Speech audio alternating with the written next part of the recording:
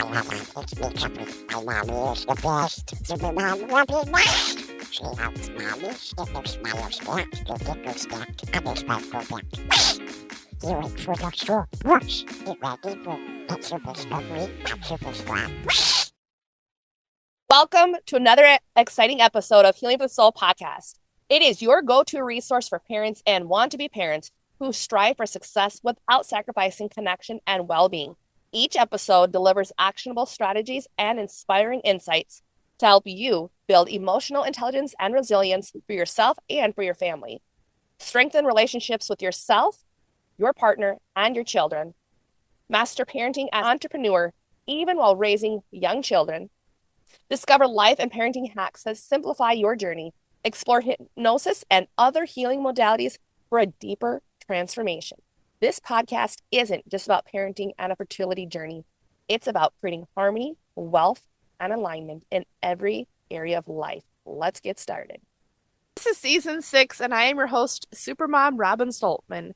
And today's guest is Melanie Smithson. She is a licensed somatic psychotherapist, a business owner, a certified spiritual integration hypnotherapist, and an award-winning author of Stress-Free in 30 Seconds, a slightly irreverent approach to navigating life's challenges, and the soon-to-be-released Shake Yourself Free, 81 somatic practices to let go of limitation. She has a great compassion for and simultaneously finds comedic relief in the human experience. Perfect. Body holds the wounds from the past, and for an effective release, we must engage the body. Where the mind hesitates or pretends to let go, the body is happy to shake, rattle, and roll its way to freedom. This is That was a mouthful, huh? Oh, yeah, tongue twister. Don't ask about the seashells. All right. Thank you so much, Melanie, for being here with our audience. Yeah, I'm happy to be here. Just wondering about the shake yourself free. What is that? Because I immediately think about a dog, when they're they get attacked. You see them shake right away. Yes. And then I've had that experience when I've stood up for myself and I immediately start shaking. Yes. Is that a good thing? Yes. Yes. So when dogs shake, and this is pretty well known out in the wild or even just our, animals at home, they are clearing trauma through shaking. And it's such a wise practice because if you think about how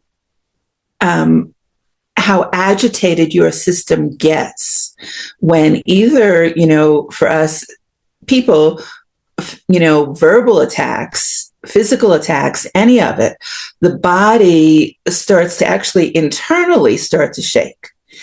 And that's what you recognize, that little bit of this. But when we can actually lean into that and make it bigger, it can move what's being held. So shaking in and of itself is a phenomenal practice.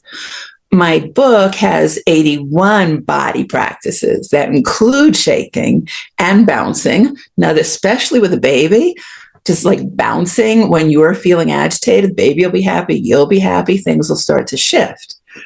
Yeah. So leaning into what the body naturally knows that many of us got talked out of. Oh, yeah. So one of the things that is so disturbing to me is when I hear, what I know about children being told to sit still. Whether it's in the classroom, whether it's at home, sitting still is not a good emotional practice. No, I'm the one that my mom's like, can't you sit still? My husband to this day, can't you sit still? No, I gotta move. I gotta keep going. If I don't, it's then everything starts to hurt, and I can't explain that. Yes, I've had fibromyalgia. I got rid of with hypnosis. Got rid of, thank God I did. I'm just saying with all the 8 kids, I can't imagine what they'll be like now. I'm just Right. It's like you get rid of the things like when you move, like arthritis, people freeze up because you Yeah. stop moving. So I Right. definitely agree with you on that one. I don't tell my kids to sit still. I Yeah. never told Good. them about stranger danger either, but the kids started learning that from school, and I was like, don't be telling them the opposite. We're all strangers. I talk to strangers all the time, but they don't Yeah. think about that.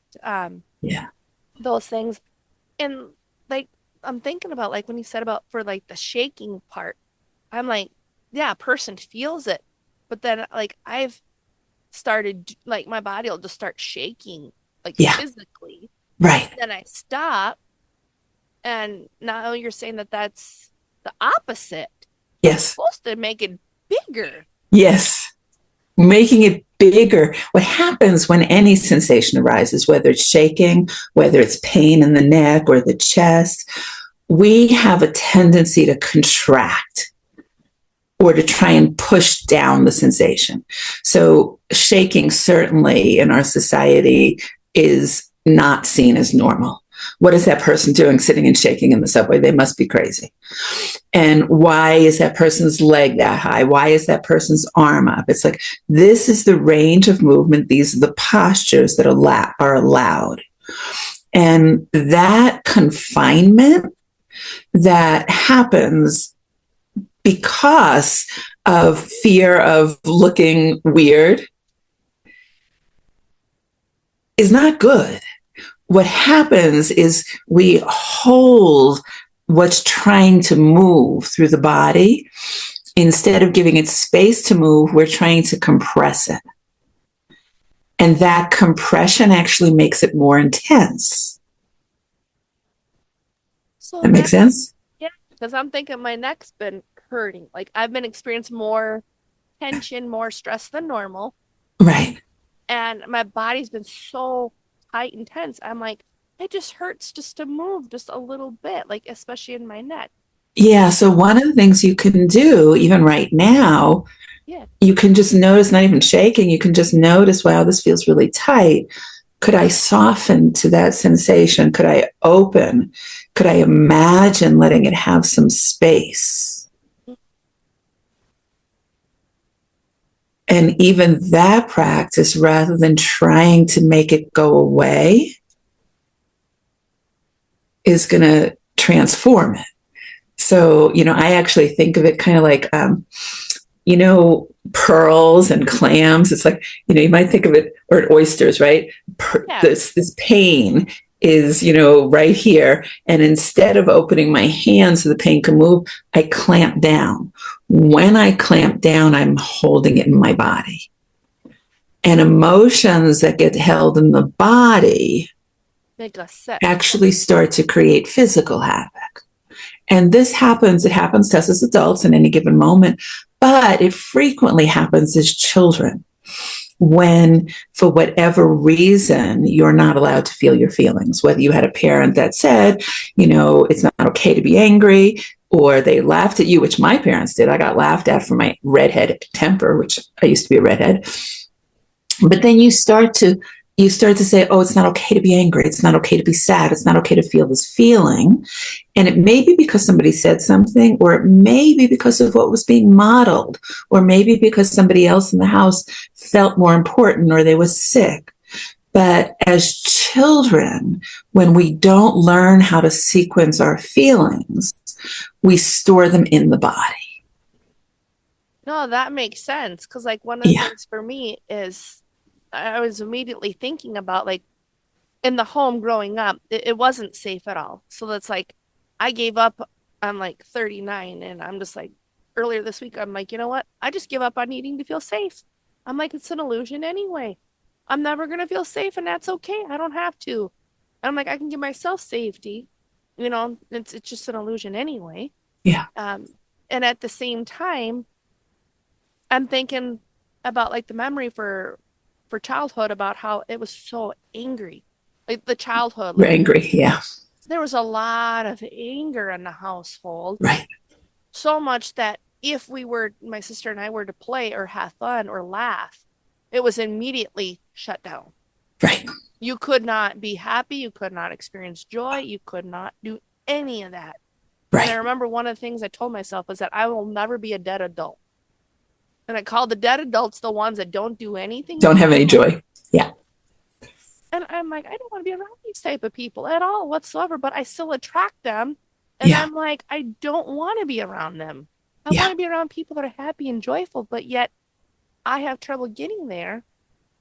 And then when he said that, I'm like, it's because of the household. Like Yes. the body kept Yes. all that. Yes, because the mind, and this is where the body is so important, because the mind can say, I want this. Yeah. But the body is holding the old trauma and going, that's not safe. That's not safe. That's not safe. That's exactly what's happening. Right. So as you start to feel into what doesn't feel safe, even though I love what you're telling yourself, that there's no such thing as safety anyway. Yeah. And I'm going to come back to the body and the trauma, moving it. But when we recognize that all of the wanting to feel safe actually creates more of a feeling of insecurity and lack of safety. That's all it's done. And then right. I'm like, I just want to let go of that. Right. But the best way to let go of it is to reconnect to what's held in the body, maybe child parts that felt like I'm going to get in trouble for being joyful. And if you feel like it, what I would do is I would actually go into that. I would go into feeling, I'm going to get in trouble. I'm going to get in trouble. I'm going to get in trouble, and make a game of that, because that will support movement. I've never even thought of that, because I'm just like,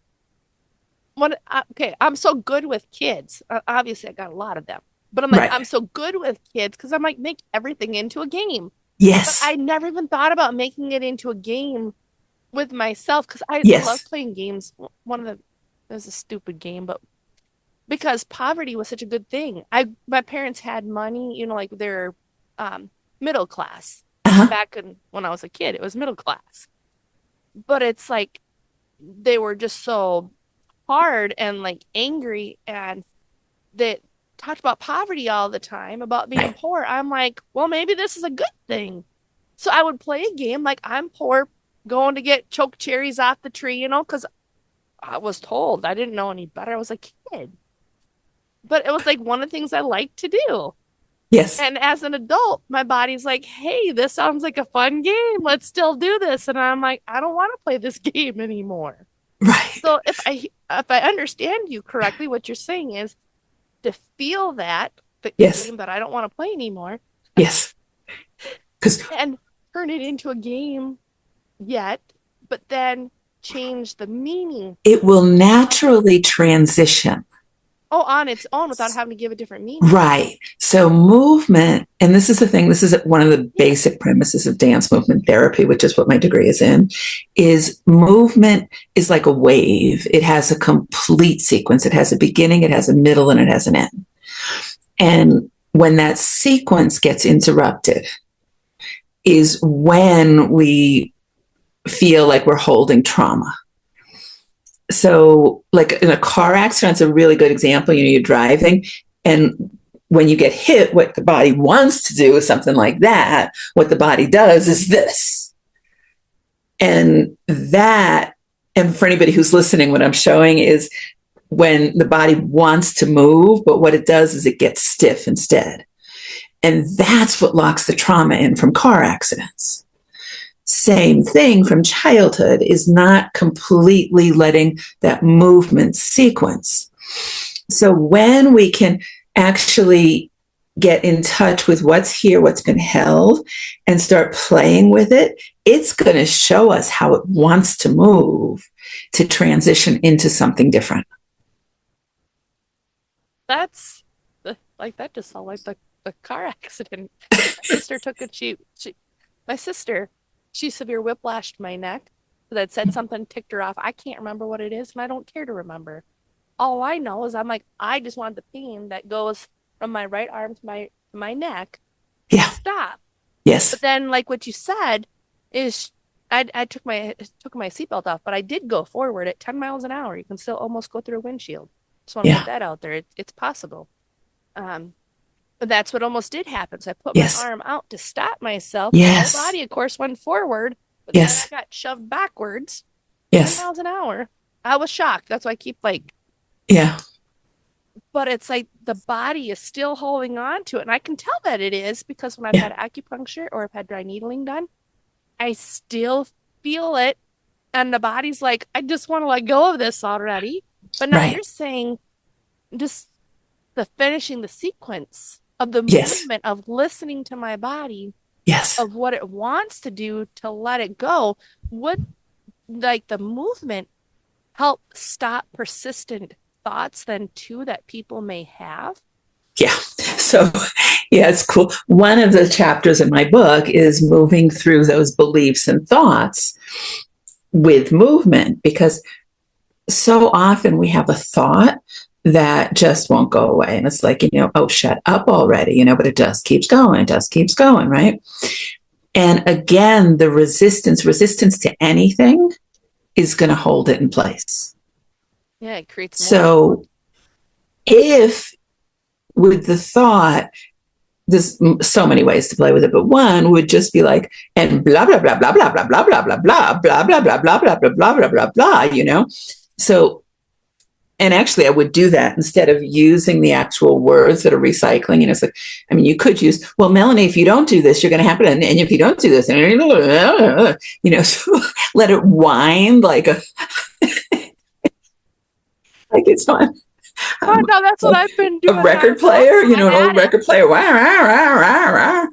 But again, like, because that's what it is like, if you go into, okay, I'm going to wind with the thoughts. I'm just going to let myself wind myself up.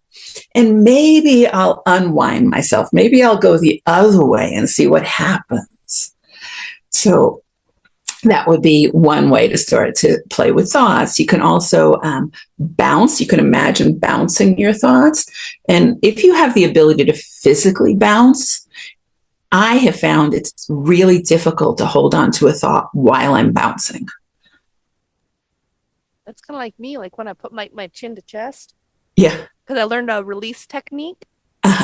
And it was really weird, but like they said, it's true. Like the second you put the chin to the chest, all the thoughts that you were thinking, they have to stop like immediately. And it's really weird because it's like the body keeps score, like that's a book, but then also like what you're saying here at the same time, like the body is holding on to it. So like the second you drop them, it's like it can't keep spitting out the same repeat thoughts. And I like what you said about like for the blah, blah, blah part, because I'm like, that's what I've been doing. I've gotten so frustrated the one day. I'm like, I just went off doing like what you said. Because I'm like, sometimes you just can't get those thoughts to stop. Right. And another way actually to play that with that is if it's, a specific thought, if it's, I'm not good enough or I'm not allowed to do that, actually leaning into that. So, and in fact, I had a session, I have a client with a 6-year-old, and out of nowhere, the 6-year-old started saying, I'm not lovable, I'm not good enough. And I was like, where's this coming from, So I suggested that she start asking him, instead of saying, why do you think that? Or showing, it's like, what does that look like? Show me what not good enough looks like. And that she said, and she did it. And it was really cool because it started to become a game, which loosened the thought. I'm thinking about this for my kids. So with a 6-year-old, if a 6-year-old says, well, I'm stupid. And it's like, really? Let me see what stupid looks like. So that just takes them out of whatever path they've gotten on. But with adults, let's just say, the thought is, you're just never going to be as good as so-and-so. So what does it feel like in my body? What's the posture that goes with, I'm not going to be as good as so-and-so? So I'm going to stop and I'm going to check and I'm going to feel into it. And it's like, Oh, there's a little collapse. There's a little bit of kind of looking towards somebody else because I'm comparing myself, right? So first I'm finding what movement, what posture matches that thought. Kind of like with the depression, because everybody knows how to do depression. Right, right. That's the And immediate then, thought I thought of. But then when you said about like for the not good enough, I was like, oh, because it's the same thing as depression. Like you just do the same thing. they're similar, yeah. So what does it feel like? And specifically, it's like you want to take a moment to check in with yourself, because I didn't even find that looking towards another until I started to say, okay, I'm comparing myself. That means I'm looking out at someone else, right? And then I might ask myself, well, if you didn't feel that, if you felt just as good as them, what would that look like? Well, I might start to sit a little bit more centered in myself, And what would it look like if I felt better than them? Oh, then I would puff out my chest. And then I might just go back and forth between like, I'm not as good, I'm better than, I'm just the same, and just play with all those different options in the body to see where I land. And it's possible when I do that, it will also flush something else up. It could flush up a childhood memory. It could flush up a thought of something I forgot to do. It could, but again, the mind doesn't have all the answers. No, it doesn't. In fact, the mind doesn't have, the mind's really good with math and science, but like when it comes to the psyche, when it comes to the future, asking the mind is not a good idea. No, it's like dumb. No, because the mind always wants to be the hero. Yeah. And it's like, So it's going to create a problem so that it can be the one that fixes it. yeah, because that makes sense. Because I'm like, the mind is so great at creating problems, like you said, but it's not so good at creating the solutions. Like if you want to No. create a solution, you got to listen to your heart. Yes. The heart creates the solutions. Yes. That's why I'm like, sometimes I think the brain is just like, it's an organ, it's there, but it's like the heart and the stomach always know, and those are the body. Yeah, it's funny. The stomach actually, I don't know if you have heard of Candace Pert. She wrote the book Molecules of Emotion. Unfortunately, she passed some years ago, but she was really one of the first to start really talking about how the body holds emotions. And it's not in the head, it's all over. It's like it's in our chest, it's in our stomach, it's in our legs, every place we can hold emotions. But there's an abundance of emotional receptor sites in the stomach. So when we talk about gut feelings, it's not made up. I mean, that's what happens. We feel stuff in our gut and in our chest and in our legs and in our arms. And in this society, we deny that and we default to the mind and intellect. And yeah, I almost went down a path about those that preach that emotions should be avoided. But we'll skip that. Well, no, I'm my kids, like I said, they're learning some of the opposite things that I've wanted them to believe. Like in school, it's nothing wrong. Like they're going to private school, but still, even at that, they're learning like the stranger danger thing. I never taught them that because it's not necessary. And why do depending on where you're living. So, it's like there are certain things that you want to teach children to be aware of, but how do you do that without instilling fear? Yeah. But the everyday stranger, they're not going to sit here and, like you and I were strangers. And it's like, right. I want my kids to take in, be talking, right. Listen to themselves if there's something that doesn't seem right. Right. Children, they're extremely intuitive. Right. More so than adults because they haven't been, depending upon how you parent, you're not shut down. The layers of programming. Yes. So that's why that's where I say that for like the stranger danger part. But then also like, that's why a lot of them don't like to talk on phones or they don't like to talk to people. And it's like, well, because you're an adult now and now you want to learn a new skill, you're going to have to get rid of some of that programming. There's an example of one. But I'm also thinking at the same time, about how, like, when we've got kids, like what you said, we're told to sit still. We're not allowed to feel. Like I was trying to teach my son about for music. Like you can feel music. You don't have to have the words. Right. You can feel it. And I'm like, you Right. can feel it in your body. Like if Yes. it's a happy song, if it's a sad Yes. song.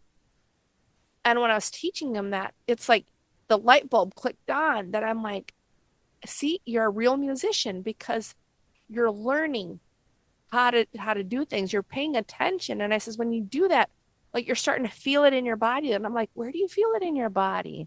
And he was telling me different places. And I was like, okay. And I'm like, then you just want to keep playing with that area. Because I'm like, that's where your body is like, we're going, Like me, I talk with my hands a lot.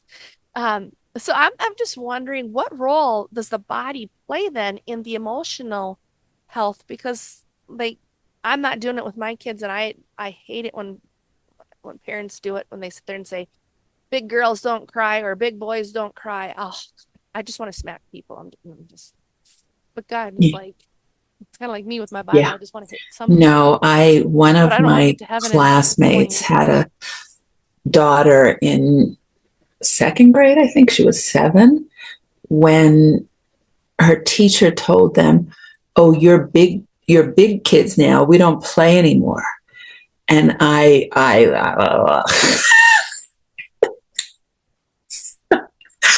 was pretty disturbed about that. So I'll combine kind of play and movement together.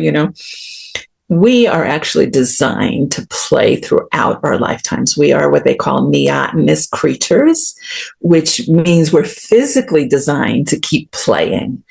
And, all of our greatest inventors and scientists were players because through play, we explore and create and we allow.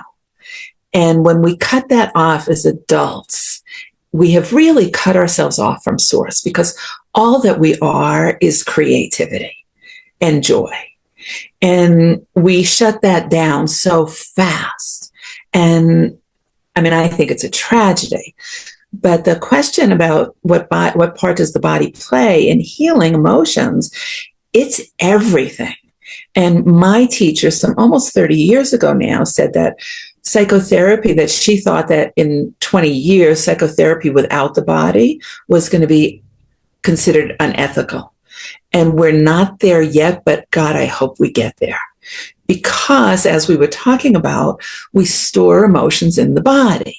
And trying to talk yourself out of what you feel doesn't work.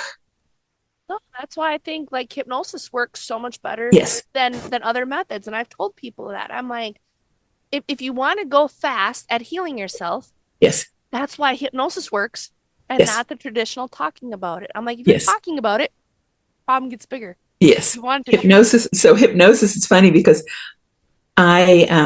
I graduated from Naropa with my degree in 97.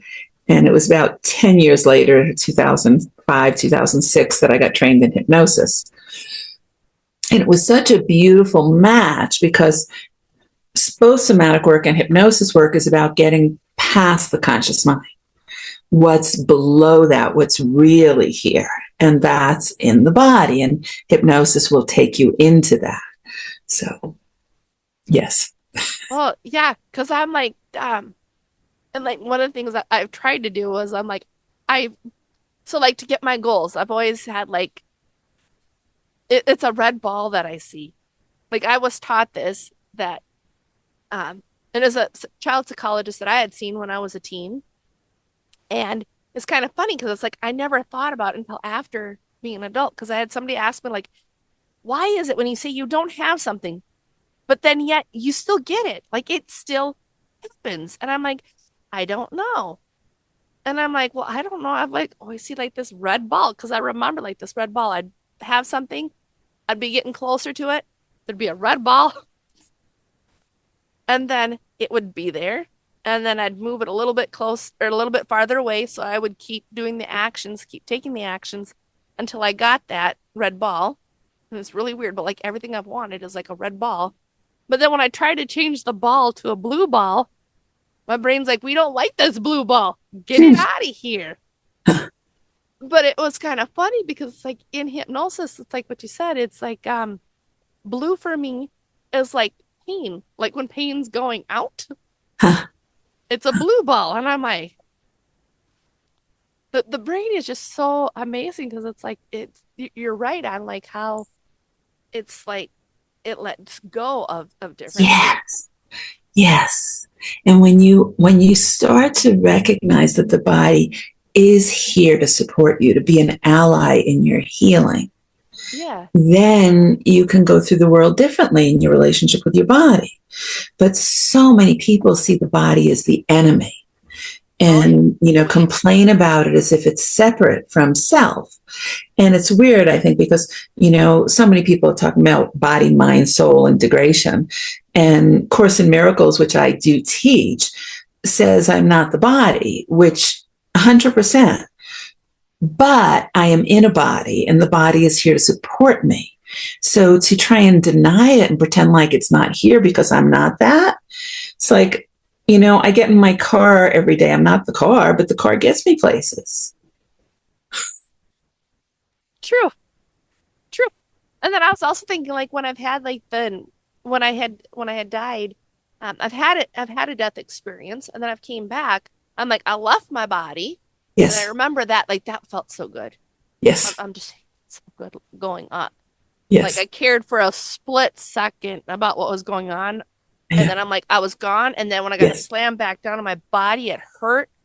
And it's like to feel like that human again. It felt like sludge and slime and gross. Yes. And I'm like, I don't want to do this. Yes. I want to go back to that because I felt good with that. And after I've had that experience, I want to go back to that. I understand. Because it felt so good. And it's like, I have not been able to replicate it. No matter what I've done, I can't replicate what it felt. Like the warmth, the love, it just felt. So the hypnosis work I do is past life and life between lives hypnosis. Oh, between lives. Okay. Life between lives. In the life between lives, we actually go through the death scene from a prior life and cross over into that space that you visited in the near-death experience. And so I work with people all the time that go to that place that you're trying to replicate. Yeah. And the first time I did an LBL myself, what was so profound was that experience of feeling unconditionally loved. It's like we don't know how to do that in bodies. Yeah. And what happened for me is remembering that, knowing that, having just that momentary experience of it was like, Melanie, no matter how bad you think you're messing up this life, you are still going to be loved and everything is fine. Yeah, that's what it was. Yeah. Like, it's just like an unconditional love that just feels so warm. Like you can't explain like what heaven looks like. And its colors here, but it's so much brighter. Yes. Like everything is people are often saying, I can't describe it. It's so vivid. There are no words for this because it's beyond what our mind can take in. Yeah, so, it definitely is. Yeah. It's funny that, it's like, I always, when people tell me they had near-death experiences, I'm like, oh, you're so lucky.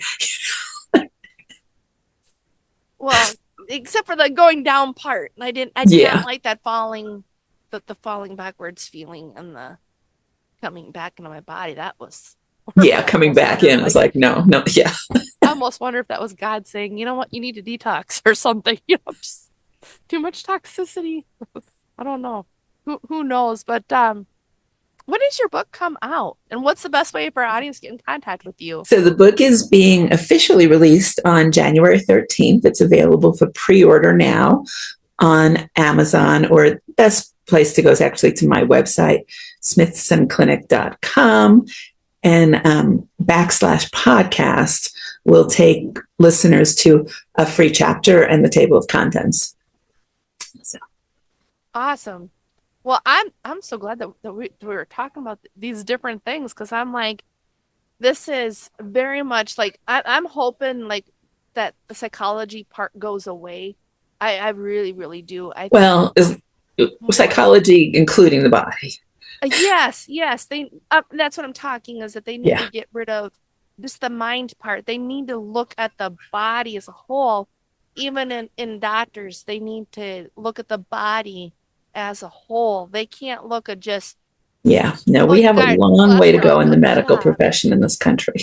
Yes, yes. That's where I'm like, that's all I'm getting at. Is like they need to include both. Yeah. Because if you're treating just one area, the rest of it's still like, hey, I'm here. Like, I know. And it's very interesting how, so much of traditional medicine in this country is this is my lane, this is your lane, as if you could separate even, the I had a doctor so many years ago tell me that the ear had nothing to do with the neck after getting results from being an adjustment from the chiropractor for ear ringing. Oh, that's ridiculous. And it's like, it's ridiculous that you think that's ridiculous. But we've got people that specialize in the ear, and then they specialize in the endocrine system, and then they specialize in the brain. And it's like, and then they don't meet, never mind recognizing that emotions are held in the body. I mean, I went to a dermatologist not that long ago who was like, "Oh, I didn't know that." And I'm like, "How do you not know that?" And it's not his fault, but it's not taught. That's the system. yeah, it's amazing. Like I said, so it's just that's why it's kind of like in business, you can't separate. Oh, I Right. do this, I do this, and I do this. No, I do all the things I you do just it don't all. I do see. all the things. Yeah, yeah. We're just multi-talented, that's all.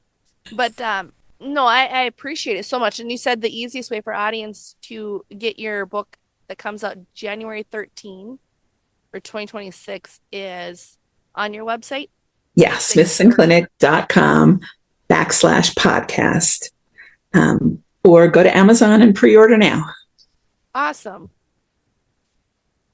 As always, I just want to thank you for your time and energy while listening to today's episode of Healing for the Soul podcast. Be sure to like, share, comment, and subscribe to Healing for the Soul podcast wherever you get your downloads, you're listening to your podcasts, and keep coming back for more episodes.